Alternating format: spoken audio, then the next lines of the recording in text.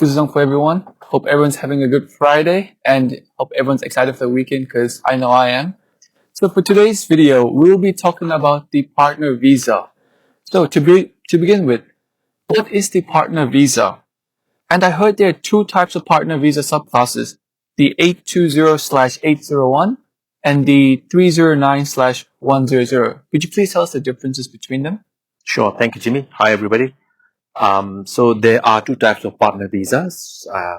One obviously is for the offshore-based people, and the other is for the onshore-based people. So the one in the 800s, the 820 and 801, that's for somebody who is based in Australia, and the other one, 309, 100, are meant for those who are based offshore. Just to break it down further. So the partner visa is like a stage 2 process. So if, for example, if we take the onshore based one, the 820/801. So 820 is the temporary visa followed by the permanent visa 801. Likewise, it's same for 309 and 100. Okay, and what are the eligibility requirements for this partner visa? So the main requirement for a partner visa is that you need to have a sponsor. So a sponsor can be an Australian citizen, an Australian permanent resident, or a New Zealand eligible New Zealand citizen.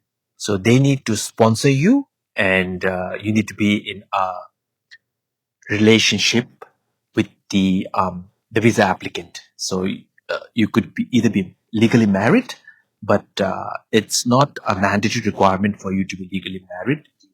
Can be in a de facto relationship, which we will discuss later. So, and what type of evidences are required to provide to prove that you are a genuine and continuing relationship? So for a partner visa, now the Department of Home Affairs, they rely a lot on the 4 pillars.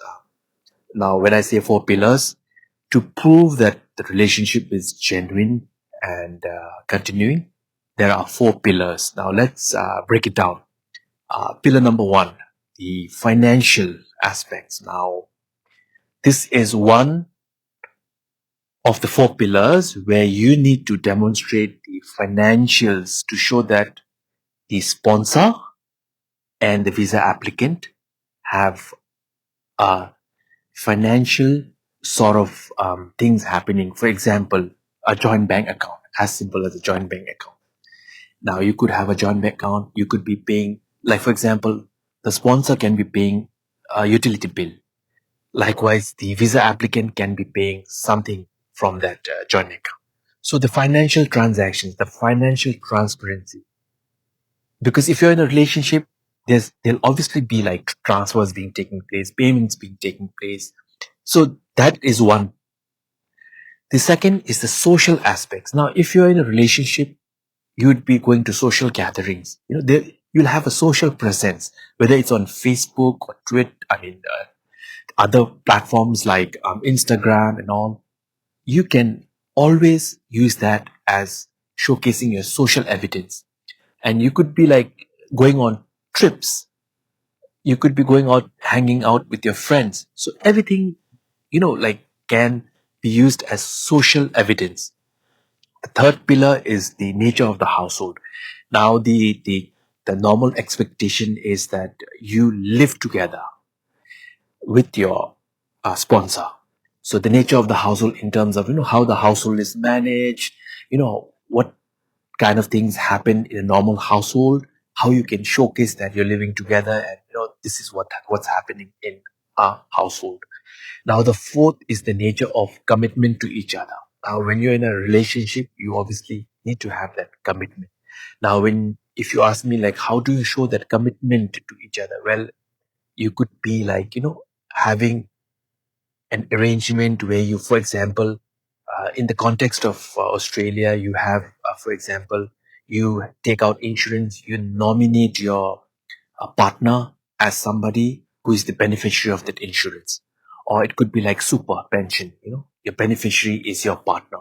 So that is also like a commitment to each other. And say you have a plan to like settle down later, I mean, like I mentioned, you could be in a de facto relationship, but then you could also have plans to get married in the next few months. So those sort of commitment to each other, like how you can showcase in that statement. Because see, now the four pillars, you have to write a statement and you have to convince the department that yes, my relationship is genuine. Yes, my partner is genuine. And these are the four pillars and these are the evidence that we have to prove that the relationship is genuine. Now, after lodging the partner visa, how long does the application usually take to process? So, Jimmy, unlike some of the other visas, which definitely takes time, partner visa is one of the longest time-taking visa, mainly because, like I mentioned before, there are two stages. So, stage one is the temporary visa. Now, in terms of like how this partner visa progresses, now when you lodge a visa application, you get like a bridging visa because you're all on a temporary visa and then you're applying for the 820, which is again the temporary visa. So you don't get that automatically, but you get a bridging visa, which becomes active when your current visa expires. So even to get that 80820 visa, it takes months and months. It could go beyond a year. We have some clients, we are almost hitting the seventh, eighth month after launching the application. We are yet to get any updates from the department. So it takes time. Now, what eventually happens is that when the department starts assessing the application, if they find everything is in order, they will grant you the 820 temporary partner visa. Once you get that, wait, to actually get that 801 granted, it will take few more months, year or so. So what normally happens is department wants to track how the relationship is moving on, because some relationships break for reasons that are genuine as well as non-genuine, but some relationships continue. Sometimes they have a child out of that relationship, which shows that the relationship is genuine and continuing.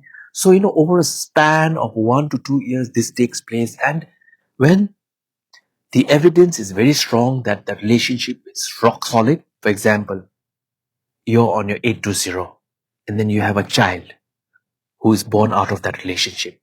Whether you're married or not, it doesn't matter. It's okay. As long as you're in a de facto relationship, you can also have a child. So that shows that your relationship is strong.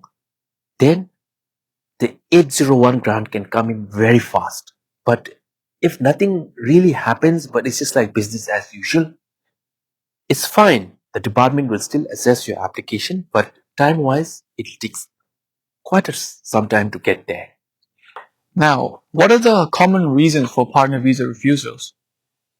So see, now, just because the relationship is genuine, just because the relationship is been continuing for so many months or a year or so, it doesn't mean that the department will grant each and every partner visa application. They will look at the four pillars, and sometimes, the documentation, the evidence is weak.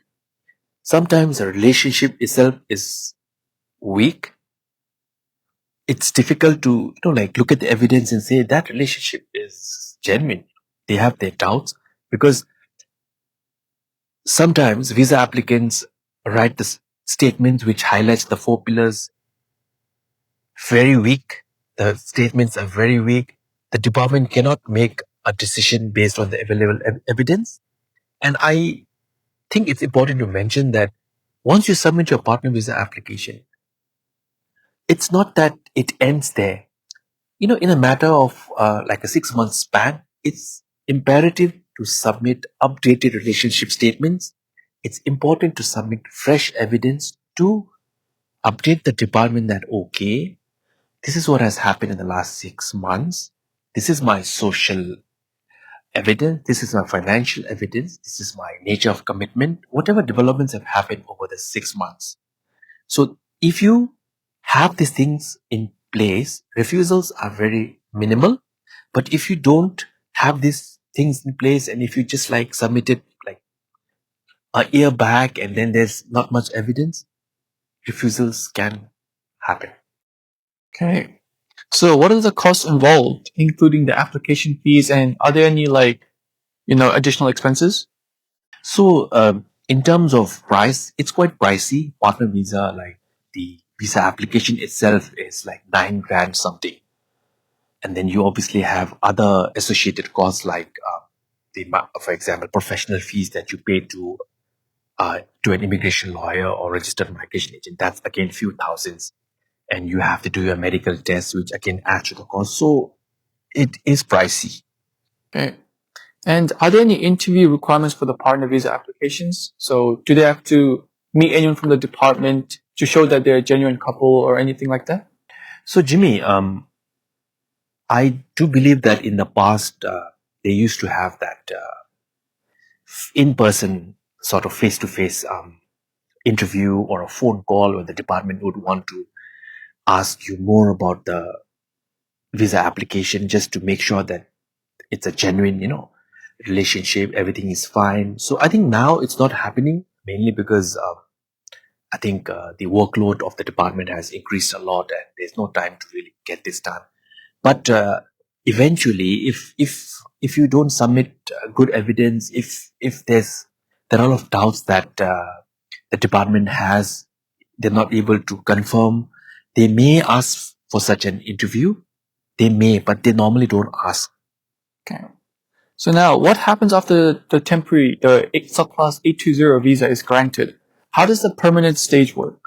So I think I covered a few aspects of this before. So once you have your temporary visa granted, the department will obviously want to look at fresh evidence, will want to look at how your social aspects, your financial aspects, how things have developed, how the relationship is moving on. It's like a check and balance. They give you the temporary visa and then they make sure that there's enough time for them to make an informed decision to say that, okay, for example, 820 visa was granted, okay, in a span of 6 to 1 year, everything is moving well, the relationship is, like getting stronger and stronger, and a lot of developments have happened. So then they will make a decision on the 801. So it does take time. Okay. So now, like you mentioned previously, so what would happen if the relationship does break down? See, now this is an important thing to note. Relationships do break down. Sometimes relationships break down, say, for example, like family violence. Like, say, your Australian partner could be abusing you due to some violent sort of behavior from his side. I mean, categorically called family violence. And that is no fault of yours, the visa applicant. But in the event that the relationship is not genuine and the Australian partner just like says, it's taking a lot of time, I want to back off, that's a different situation. So if like a family violence thing happens where the visa applicant is not at fault, the department will consider it as a genuine relationship and they will not just back off. Whereas if it's like a non-genuine thing where something has happened where the relationship was not genuine and they were trying to push the partner visa, and if the department notices that the Australian partner has stepped back, then they will eventually not make a good decision on the visa. So it depends. It is very circumstantial. It depends on the circumstance. If the visa applicant is not at fault, if everything is attributable to the Australian partner, that partner visa will still go through. Okay, now, so if the partner visa is refused, what is the next step? What is the next step that you can do? So I think some of you might be aware that if you're onshore, if a visa doesn't work out, like student visa, it gets refused at times. So then there's the marriage review appeal that one can make to the administrative review tribunal. So likewise for partner visa, you have the same option where if you're not happy with the decision of the department, you get in touch with an immigration lawyer or a registered migration agent who will help you prepare a marriage review application to the tribunal as to why your partner visa should not have been refused. Because, see, again, it could be a genuine relationship, it could be a continuing relationship, but at the end, if for some reasons the evidence did not, work out to the satisfaction of the department may refuse the visa, but you should not just stay like that, but make the appeal and make a good submission, and it can be overturned. The decision can be remitted, and you can eventually get that. To your advantage if you go through a proper channel, like working with a proper person like an immigration lawyer or a registered migration agent like us. Yeah. Okay, so thank you for this information. So that's it for the video today. Hope you guys understood more about the partner visa and the two types of subclasses. And yeah, we'll see you guys in the following videos. I hope you guys all have a good weekend, and we'll see you in the next one. Thank you. Thank you. See ya.